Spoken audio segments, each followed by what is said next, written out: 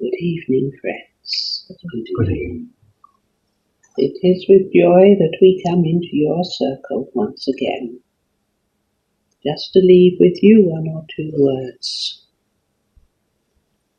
We are happy when we come here, and even though we do not always speak, yet we are quite close to you and watching over your circle. You have been told that you are protected here. We know that because we do the protecting.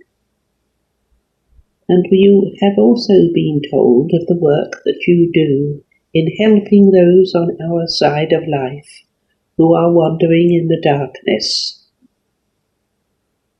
And it is true that quite often they can see the light that you kindle, the light of earth, whereas they cannot see spirit light. They are attracted to yours, and so they come to your circle. And sometimes we are able then to direct their gaze upwards until they can see spirit light. But there is such a lot that depends upon a soul's own progress, a soul's own position. Some of these souls, when they first come to the spirit world, they are very, very dark, and all they can see about them is dark. And even though they can observe things in the dark, yet they can only begin to see spirit light after they have seen and contacted the earth light. So you can see how important your work is. There are many souls, as we have said, who have left the earth behind, but who have not yet advanced in spirit. But there are others who make the change that you call death, and immediately they become aware of spirit light, because when they were on the alive, as you term it, on the earth plane, they looked above the physical into the spiritual, and therefore their eyes were opened to the lights from spirit.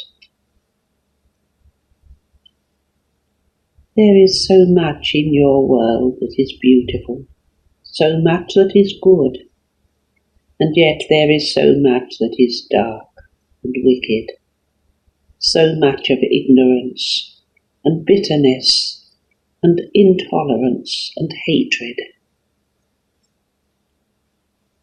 And these things are necessary to a certain extent, because it is through unhappiness that souls learn.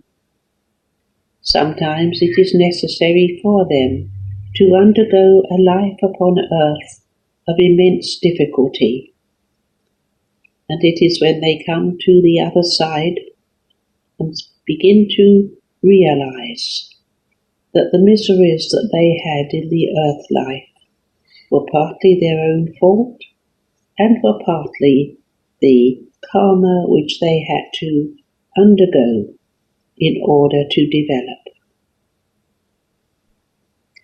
Remember, you are not given more than you can cope with. You are not given obstacles that you cannot surmount. A lot of what you think is too difficult for you is built up in your own mind as a barrier. But when you face it, when you accept, when you begin to understand that life on the earth plane is a lesson that you have to learn, then you find that even the biggest obstacles will yield to you and will be able to be overcome.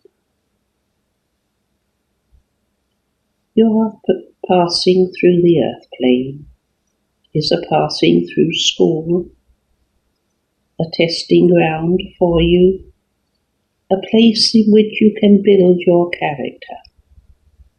in which you can develop your soul. And it is important that while you are on the earth plane, you make the most of the opportunities that come your way and the most of the gifts which you have. So, we bid you go forward with courage, with cheer, knowing that things on the earth plane are temporary, but the things in the spirit world are eternal.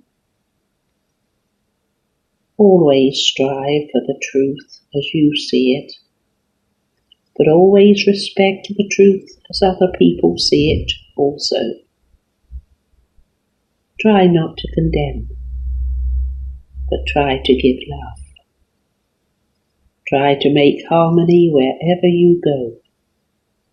Try to reconcile those whose opinions are so different.